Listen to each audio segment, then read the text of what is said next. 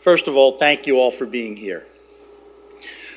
You've given up 90 to 120 minutes of your life to see a fabulous movie about a tremendous injustice that was done.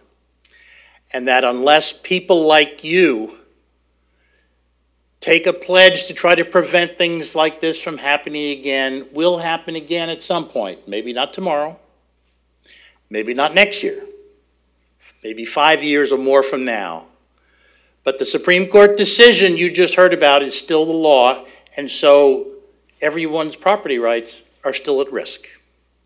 So please, I want to thank you for taking the time to come, for learning about this, and hope that maybe not only have you gotten a little educated, but you'll get a little energized about this problem. Second, I want to urge you all now to stay. Because what we are going to have is a panel discussion, and it's going to involve 3 people who not only are critical to the movie you just saw, but critical to this problem that the movie depicts. First, present here tonight with us is Susette Kelo, the woman whose name will forever be etched in the U.S. reports as a victim of an abusive government.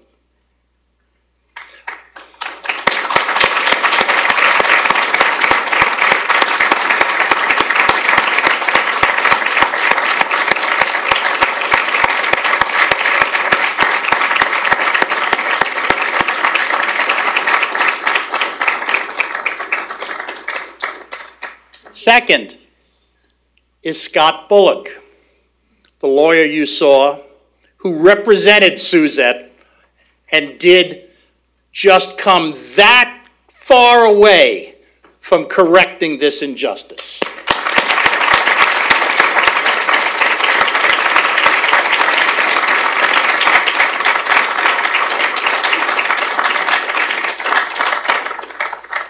And finally, the woman without whom this movie would not have been a movie.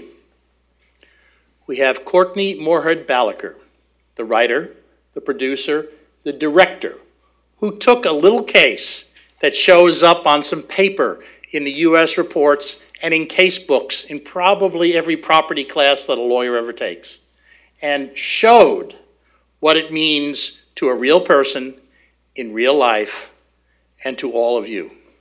Courtney.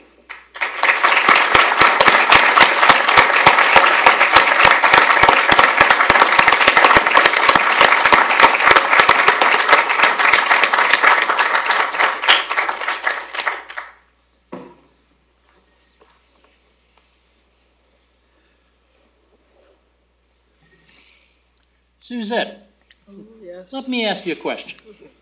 Okay. Unfortunately, the case turned out the way it did. Yes. And there have been years that have gone by since. If you had it all to do over again, would you do anything differently? No, I would not do anything different. I would do just as I did. Thank you.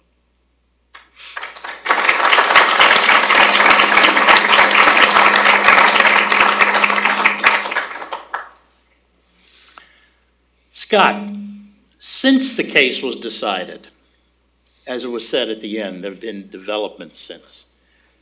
Tell us about what's happened since then. Sure. Well, as the movie it stated at the end, Kelo clearly is the most universally despised Supreme Court decision, certainly in modern times and maybe even in the court's history. And a lot of good came out of this horrible decision. So over 40 states have changed their eminent domain laws. Several state Supreme Courts, I think the count now is at least 6 or 7, have interpreted their own state constitutions in the opposite direction as what the Supreme Court did to the federal Constitution, which is exactly the opposite of what usually happens. The Supreme Court issues a decision and most state courts kind of follow along with the lead of the Supreme Court. Exactly the opposite happened in the Kelo case. Dozens of projects have been defeated. A lot of developers and other interest groups thought, wow, this is our opportunity to move forward with this. And because of this enormous backlash and citizens rising up, so many projects were defeated.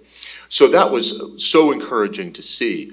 But one of the reasons why this movie is so timely is because now it's been 13 years after the Supreme Court decision.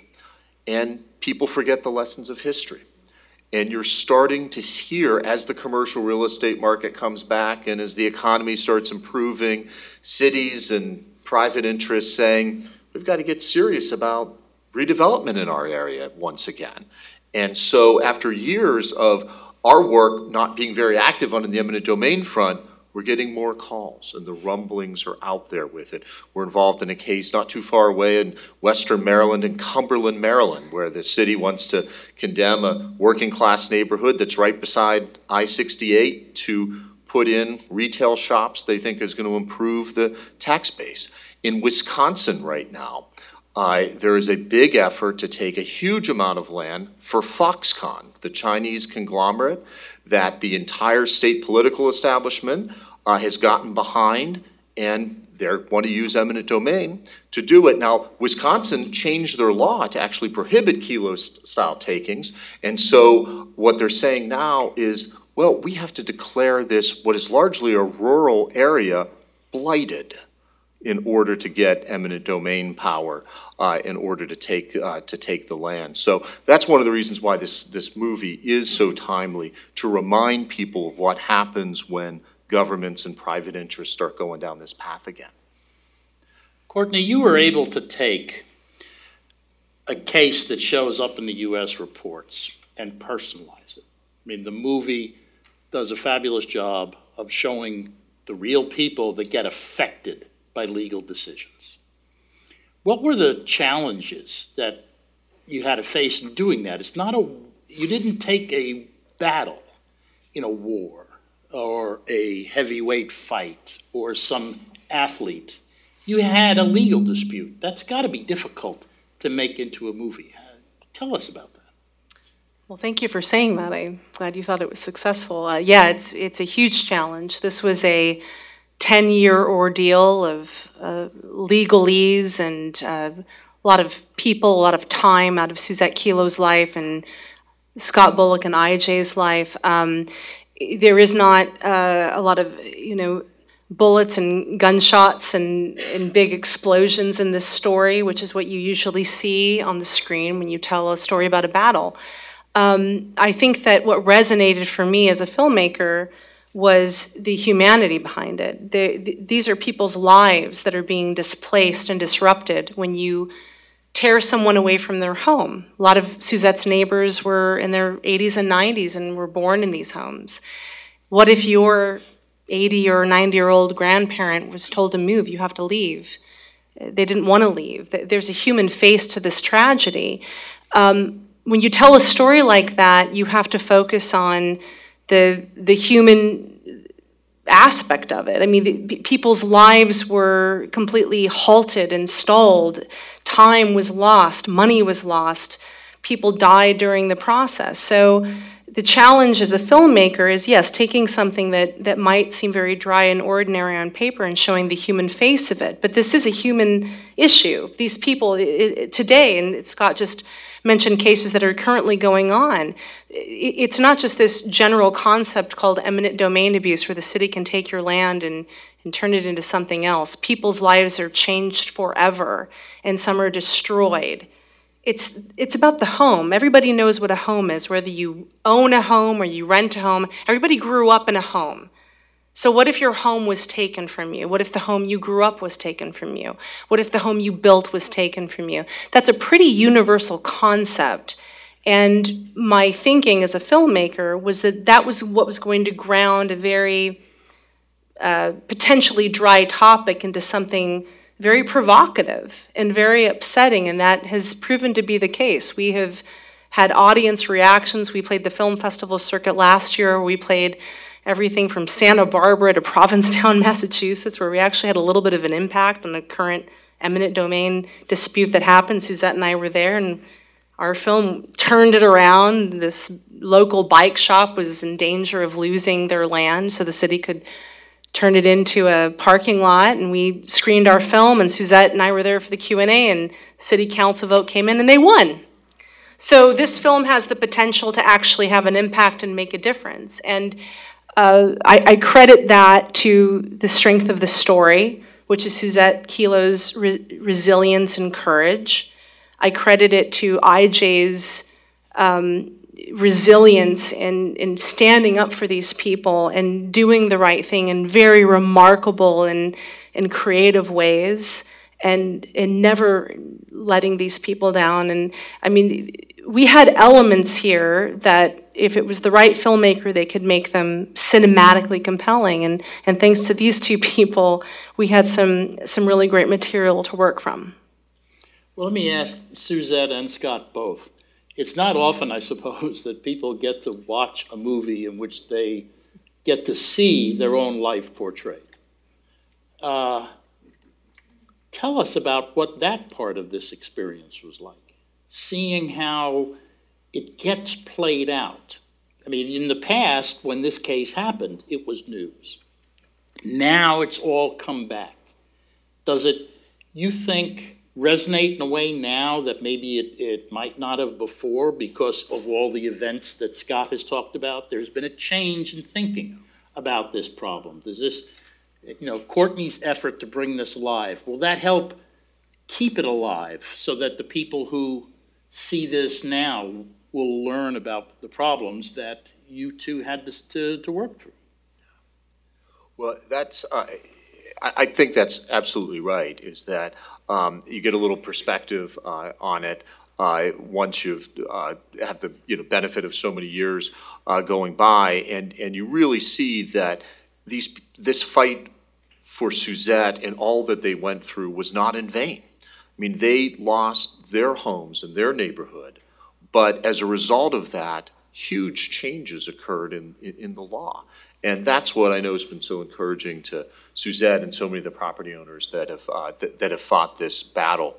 And I think what the movie does such a wonderful job of depicting as well, and it's so important to remember, is what people have to deal with in life while they're also facing the loss of their homes and deciding to be the public face of this fight. I mean, life goes on, and family issues develop, and accidents like this occur, and family members have issues of their own, and so many of the property owners, not just Susette, but so many of the other ones, face that. And these were people of modest means. They didn't have the luxury of saying, well, I'm going to fight this kind of on principle and not worry about the rest of things in my life.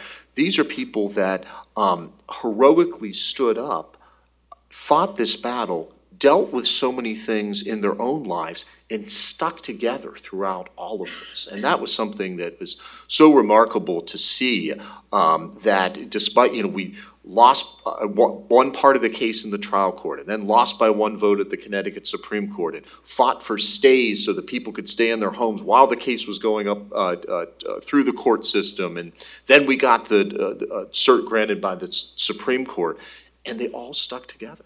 And all of those people would have preferred to stay in that neighborhood, even despite all of this and what the city put them through. But at the end of the day, they insisted that they leave. And now the city has nothing to show for their efforts. It is a vacant field, as you saw. Millions, tens of millions of dollars have been spent. And people who were truly committed to the community have now all left New London with it. So that's something that I always just found remarkable throughout this entire process, is the bravery in what all Susette and many of the people, some of whom you have to condense and can only focus on a few of the people in it. There were other people who also engaged in really heroic struggles to make this issue into the national one that it is today.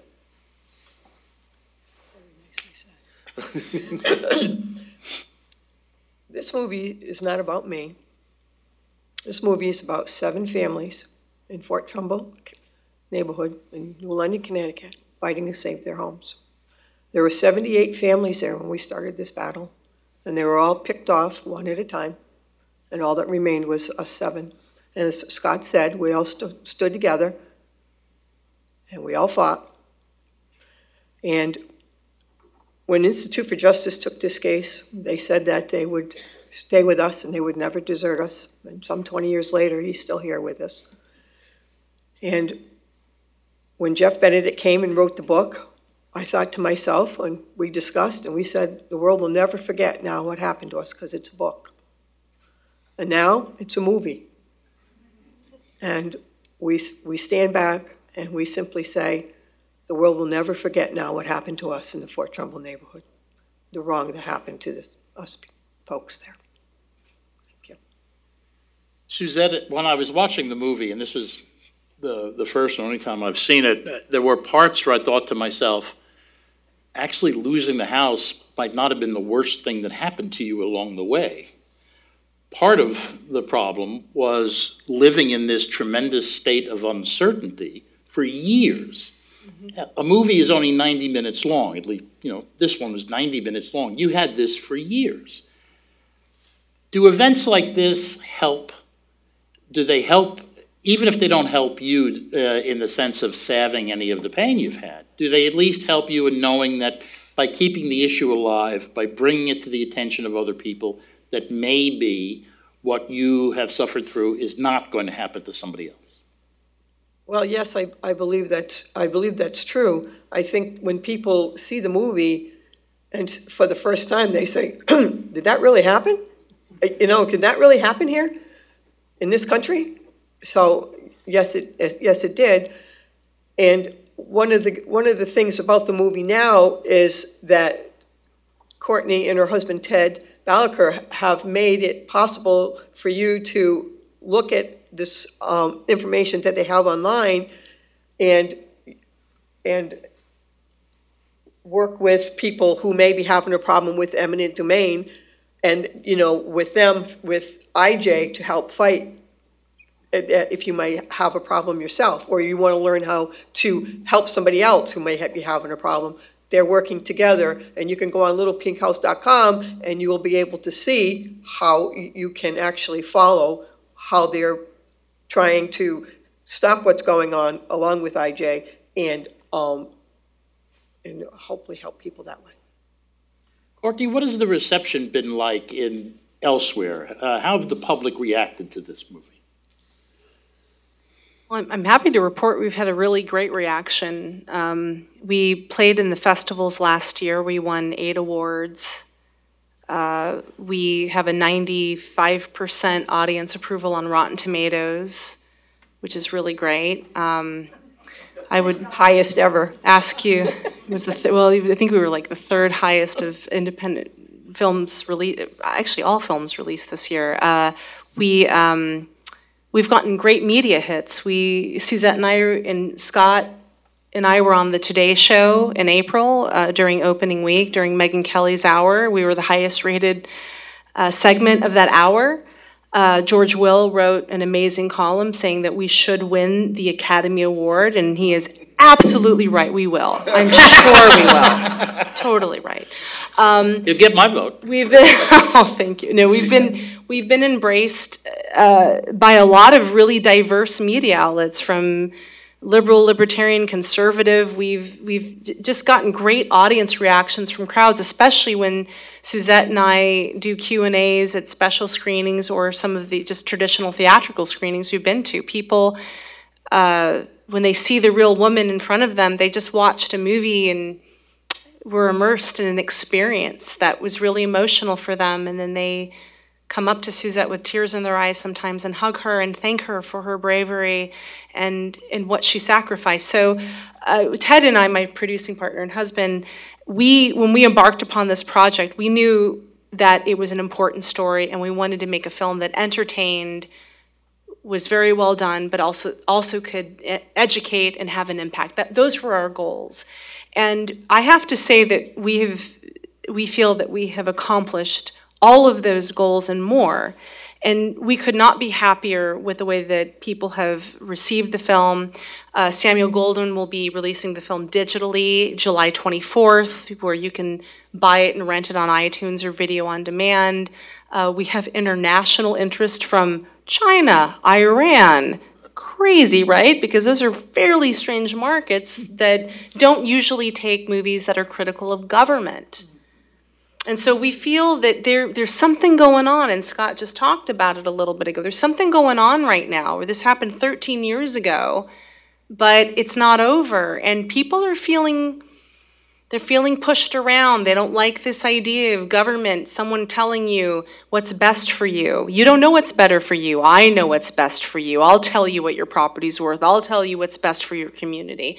People don't like that. That resonates with most Americans. It doesn't matter what side of the aisle you're on. It doesn't matter if you're a Democrat or Republican. You don't like it when people tell you what your property is worth or what your value is or defining what is important to you and what isn't. And that has resonated very strongly with, and I'll tell a very quick anecdote. We opened the Athena Film Festival in New York. Suzette was there. It was at the beginning of our festival, trek. And, we have this very, ultimately, just bipartisan movie where you have like conservatives and liberals kind of joining forces and saying, this is really bad. This story is a horrible story. This really happened. And you have this movie opening a festival, and Gloria Steinem was one of the keynote speakers at the festival.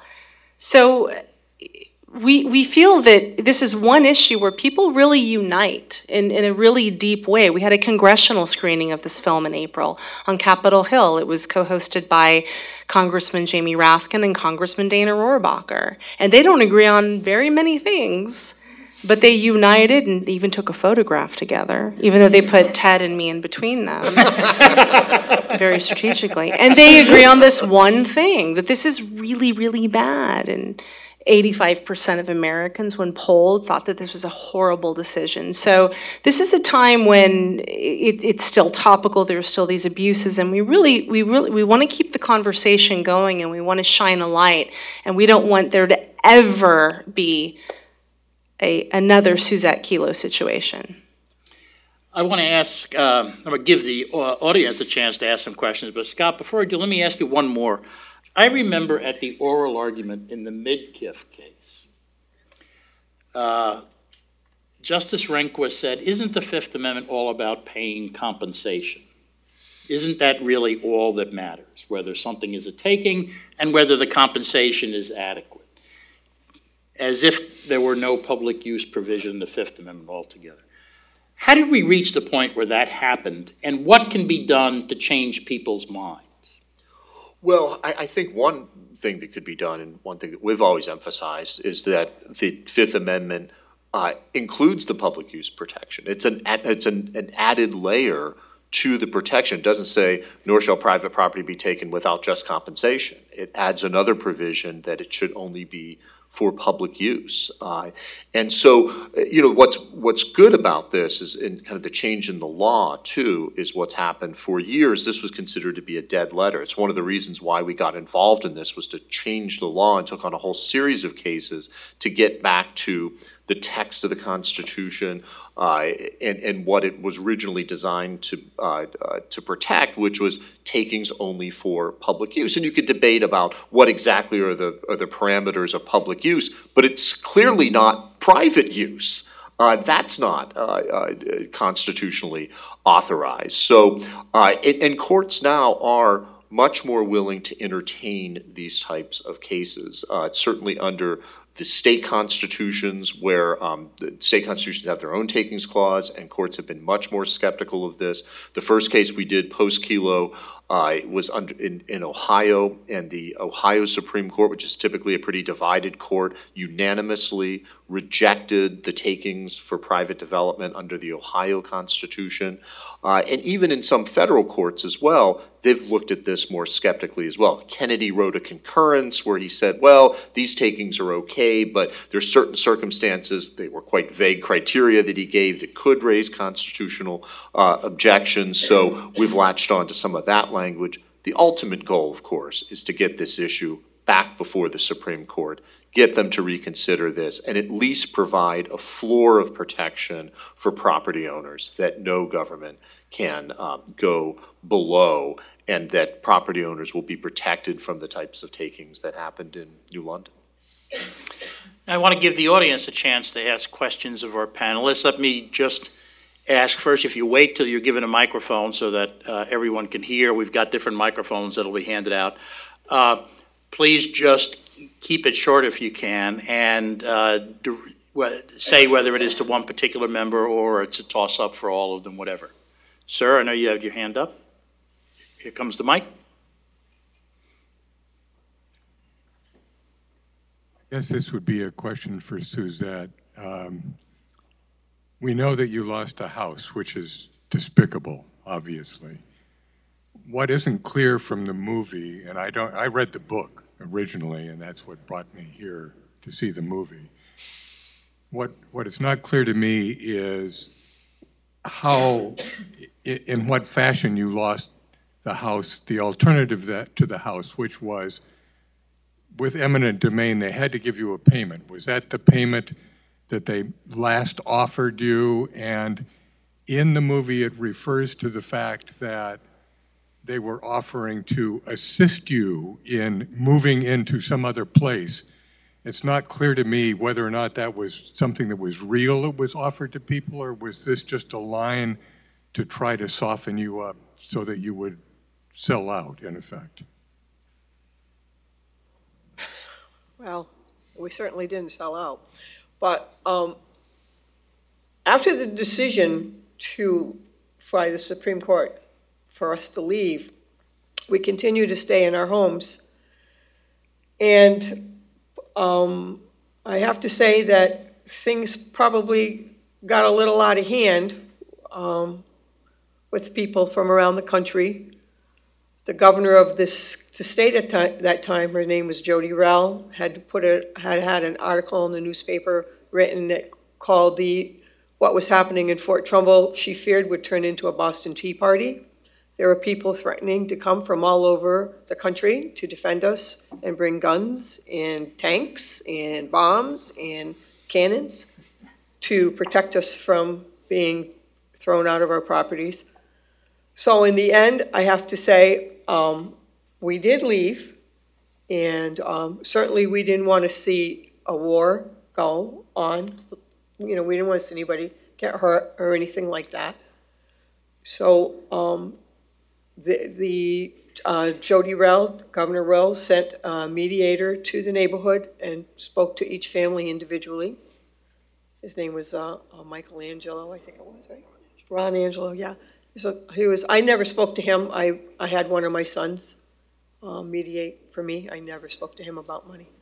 So, and he came, and then one by one, everybody left after they were paid for their property. And the governor, clearly she wanted this behind them. They wanted to stay. They weren't interested in it. They obviously were paid a lot more than they ever would have under the eminent domain process, and if they would have actually taken the property and gotten compensated through the court system for it. But at the end of the day, you know, they really wanted to stay, you know, and reject all of that. And you asked the question, too, of, you know, they do oftentimes try to sweeten the pot once you start fighting, especially when IJ gets involved. Then they say, oh, you know, we really lowballed that offer. How about we offer you more money for it? And that happened throughout this process. They were constantly badgering them about, we could get you in mediation, we could get you more money. And throughout all of this, every single one of them said, no, I don't care about more money. I don't care how much you're putting before me. We want to continue with this. But, you know, one of the great injustices of eminent domain is that, unlike private negotiation, where you would have to go to somebody and say, hey, you have this great place by the water. I know that means a lot. You know, why don't we go find another place for you that also has a water view? Maybe it is twice the appraised value of the property. But if that's what it takes to work out this deal, we'll make it happen for you. Eminent domain, you get the appraised value of the property as its current use. That's it. You can argue what that is, but that's all you get from it. And what oftentimes happens when these private development occur and they take it for that is that the land, once it's taken, it's transferred to another private owner. It's immediately rezoned And the value of it then, rezone commercial typically, then the value of it skyrockets. And all the new increase in the value goes to the new owner of the property. So it's not a true market voluntary transaction where people sit down and negotiate and say, hey, let's try to work something out here. And developers and private interests have no incentive to do that if they know at the end of the day that the government will take it for them. And in the movie, what was what Claire, Tripplehorn. Claire, I'll call her Claire because that's how I know her. Said that Charlotte. Charlotte said that they're going to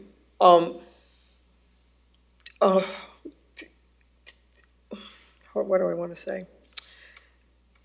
Use it as a last resort. Well, no, she was saying that we were against the development. We weren't against development. We wanted them to develop around us. We never said that we didn't want them to develop.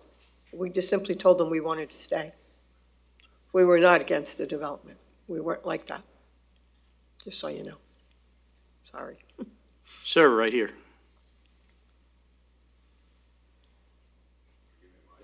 Yeah, he's coming. While your law firm has invested a huge amount of time and resources in this, when you're ever sitting and talking about this, did you have a thought in your head that what if Pfizer during this period of time just walked and went somewhere else where there was less controversy? Did I ever think that they might do that? Well, they had an easy out for this because, and a lot of times people say that the takings were for the Pfizer plan itself, but it was not. It was to complement the Pfizer facility. So Pfizer was actually built on a brownfield that was next to the Fort Trumbull neighborhood.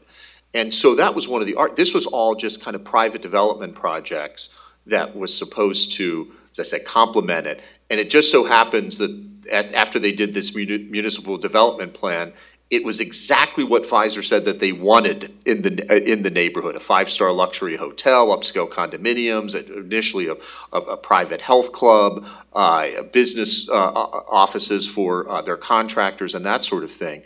And that's what was so just astonishing throughout this, is that they could have very easily built Pfizer, built a lot of new development there too. They owned a lot of the property. It was a former naval base that was there. We weren't objecting to that. They could have built there and still kept the properties there. It was supposed to be a mixed-use development. And so they could have very easily said, you know what, we're going to move beyond. There's not a lot of homes left. Let's just build around them. And that's the trend in urban design right now. I mean, this is what happened. There's this horrible history of eminent domain abuse, as probably a lot of you know, with urban renewal projects that wiped out city blocks and devastated inner city neighborhoods. And a lot of people, even people that might even support eminent domain, realize that's a terrible idea to just clear cut neighborhoods, destroy neighborhoods, and hope that something replaces them. Now the trend is like, well, let's do infill projects. Let's redevelop historic buildings. Let's put in some new development, but also incorporate existing structures into it. And they could have done that.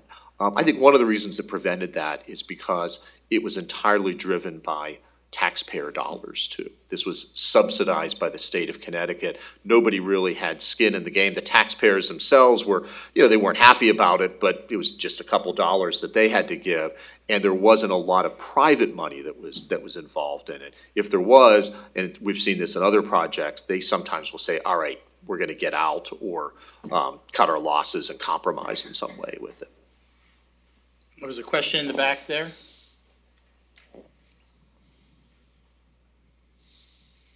This question is for Scott. It's kind of twofold. I'm very curious to get your legal analysis of the Supreme Court and how you viewed the way they were looking at the choices that they had to make. And then I guess the second part of my question is, although we'd like to believe that the court is not subject to political influence and those sorts of things, I think most of us know that that's not really true. And you've talked about your objective to get this back to the court and get a new decision. I'd like to know a little bit more about how you think that can happen and how people like us can play a part in that. Sure. Well, how playing a part of it, of keeping involved in this project. And also, if you hear what's happening in your local community, we always tell people to get involved. I mean, governments never want to tell people that eminent domain is an option. They say things, they talk redevelopment, and they say things like Charlotte did in this case, well, it would only be used as a last resort, which means if you don't agree with our price, we'll take it from you. And so that's the main thing that, people, oftentimes in these communities need others, not just in the neighborhood, but the larger community to rally in support of them. And hopefully, that happens in your neighborhood or a neighboring place to get involved with it. I think what happened with the court is that the court, over the series of the past 50 years, was giving a broad interpretation of the public use clause. And they saw this, they did this in the Berman case in the 1950s involving urban renewal. They did this in the Midkiff case that Paul had mentioned earlier. And they thought, well, this is just an extension of these decisions as we've had for the past 50 years. We're not going to go back and re-look at what eminent domain was originally about and what the clause was designed to prevent. We're just going to continue on with this.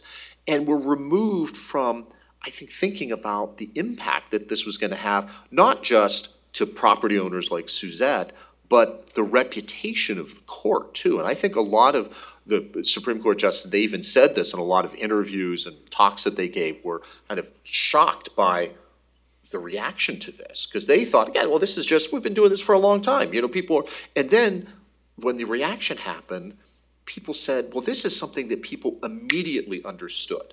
And it was something that it hit home to them, literally, in a very personal way, that a lot of Supreme Court cases, even if you feel passionately about them, aren't going to personally affect you. This could personally affect you with it. And so I think that is something that the court ignored and were taken aback by the reaction to this.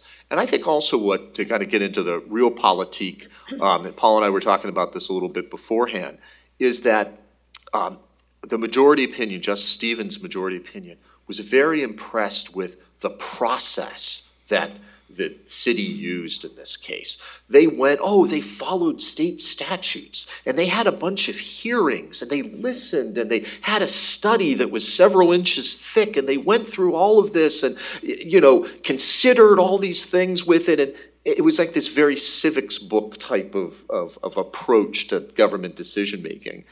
And of course, that's not how decisions typically are made. And that's certainly not what happened. Yes, they had a planning process, and magically at the end of the planning process, the plan happened to mirror exactly what Pfizer said that they wanted in the municipal development plan. Wow, wonder how that happened, just by coincidence, I guess. And then you had somebody like Justice O'Connor, who wrote the Midkiff opinion, but she was a state legislator. But other members of the Supreme Court, when was the last time they attended a city council meeting? To really understand how decisions are made at the local level. It's not this kind of pristine type of weighing of all the different options and coming to it. I think she got that. And, in addition to maybe reconsidering some of the language that was in the Midkiff decision, she had that experience and said, I know how these things play out.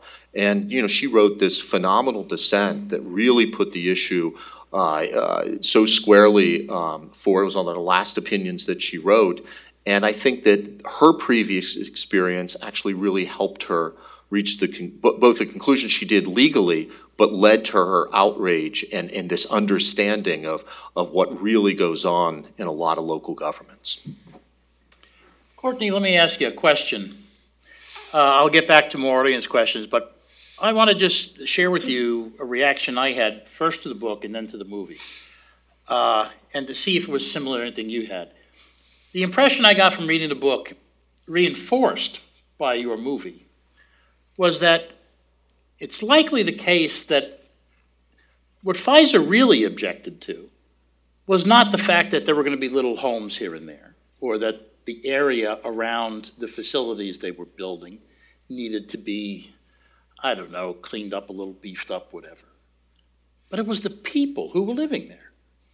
They weren't, the upper class. They weren't yuppies. what they were troubled by was having these people who were blue-collar people living in what they wanted as an elite white-collar community. And that seems to me to be some of the motivation here. Now, maybe I'm attributing some very dark, sinister motives to Pfizer, but, you know, corporations are full of people, and there are people that have those dark, sinister motives. And you brought that out in the film. Now, maybe you didn't intend that, and I'm reading too much into it, but it seems to me you came away with a little bit of that impression yourself in the way it got presented. Well, I based the film very closely on Jeff Benedict's book, Little Pink House, and I worked primarily from that and with Jeff. And the thing that struck me most about this story was not partisan politics and politics at all. It was this idea of insiders versus outsiders. And my impression of the book was that you had these very powerful, polished people that had these great ideas about what this town and neighborhood could be, and that it could be something better, that their vision was better than what was currently in existence. And then you had these people who were living their lives and living their normal, healthy, complicated lives, and didn't want to get caught up in these visions that people had. And so when the story for me had a lot of, it wasn't about black and white, it was about insiders versus outsiders. So the scene that you're depicting where Charlotte is communicating with Pfizer about the tenements and the things like that, that was from Jeff's book. That was the research that he did, that I wrote that scene upon. I was pretty disgusted, reading that side of it. I think that the character of Charlotte, who is really, she is a composite of many people. You know, you have to condense things when you tell a story that spans 10 years in hundreds of people. You can't depict everybody and all of the things. So she's really a composite of many, but she really was this entity that had the best intentions, really thought that what she was doing was in pursuit of social justice, was going to turn this town around, take this economically depressed town out of the trenches and bring life and vitality to it. I think that her intentions, and some of their intentions were good, but the means in which they got that were horrible and completely misguided. And that's where things got really disgusting, down to the point where I do think they were casting the town. They wanted a certain type of image. They wanted a look.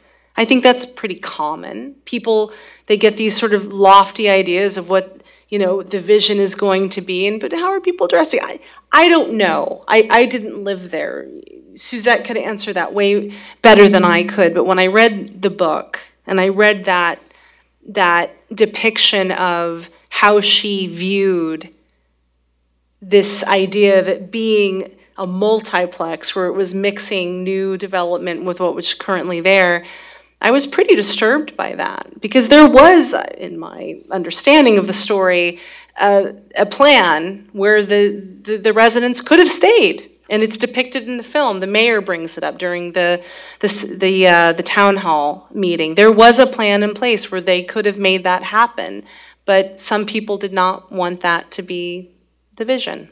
Yeah, and one funny thing that was in the book, and part of the case that was a room for in the movie, but just showed that very point, is that they said everything in the neighborhood has to go. And then there was this huge rebellion by all the elite, political and kind of other elite in southeastern Connecticut, because there was this beloved social club in the neighborhood called the Italian Dramatic Club.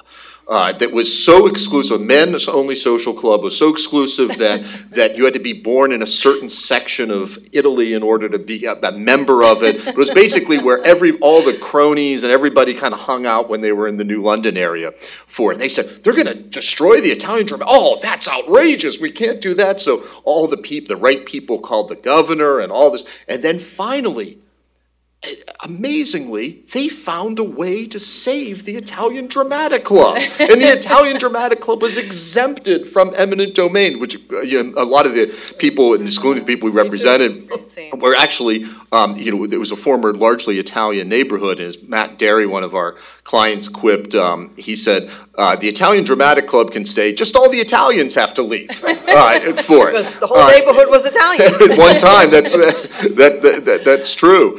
And so, but that showed what happens with this, what the insiders and people that have the pull can get their way, and people on the outside, like Susette, and don't have that sway and just can't call the governor and talk about why they want to save their homes. Everybody else has to go. There's a chance for one or two more. Can I? Of course, of course. In the beginning, some of the articles, some of the first articles that came out, depicted our neighborhood as a slum. They said that we were uneducated, poor. They talked to that it was crime-ridden and everything else, and really none of that was true. The Deary family that Scott just mentioned, family had settled in that neighborhood in the late 1800s, had been there over 100 years, and they were comfortable. I mean, we lived there because we chose to live there, not because we couldn't afford to live anywhere else. That's where we wanted to live, and that really is the truth of it. Now, at that town meeting, they had called New London. They did call New London in the newspapers they wanted it to turn into a hip little city. And really hip meant higher income people. And it did mean that. And that's what they wanted, higher income people down there. So, thank you. Back there. Sorry.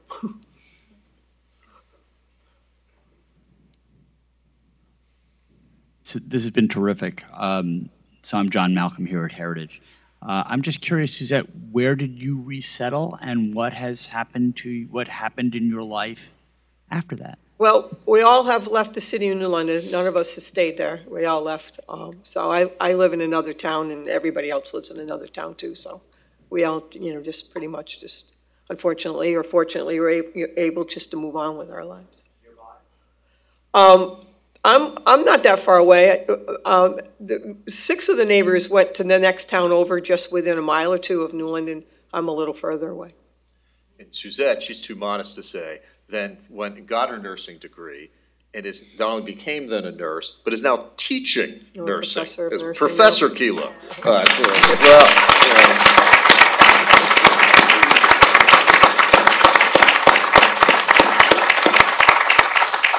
I think we have time for one more question. The woman here in the orange.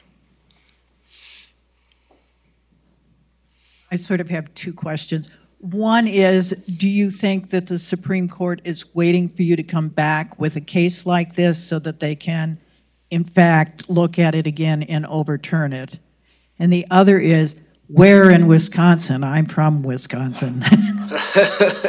Yeah, it's, I forget, it's Mount Pleasant, I believe, which is a little south of Milwaukee, I think is where that's occurring in, like I said, a largely rural area. Reason TV just did a video about it that talks to some of the homeowners and is highlighting what is happening. But it's just a classic case of eminent domain, and it's an instance where the state passed pretty strong legislation, but now they say, oh, we can't do it this way. Now we have to come up with these kind of bogus blight designations because they didn't change the blight laws to a great degree then. So it's a classic case of abuse that's playing out right now with it. I think clearly we are looking for cases. We still are litigating some of these cases, not as many as we once did because the problem isn't as severe, but we are closely monitoring it and staying vigilant in doing it. And I think the court will do that. I think they are a little less likely right now because they don't see it as much of a it's not happening as much as it once did. They see a lot of reactions in the states and by state Supreme Court, so that kind of sometimes takes off the push for them to feel like we need to step in and do something about this. But given the very shaky jurisprudential foundations of the decision, and the skepticism that many members of the court have expressed about this. Justice Scalia, for instance, shortly before his passing, would routinely say that he thought that the Supreme Court would definitely overturn the decision at some point, and he wasn't always the most optimistic person about these things, but he thought that was the case. And it is one of these issues where I think, even though that did not happen with the Supreme Court in 2005, like Courtney was saying, these kind of cross-ideological opposition to eminent domain abuse that occurs in politically in a number of other settings, that could potentially happen with some of the justices on the Supreme Court now, where you could get an interesting lineup of folks that could reconsider this decision, and that's the ultimate goal. As I said before, I want to thank you all for coming. Please now join me in thanking Courtney, who brought this to life, Scott, who saw it to fruition, and Susette for living it.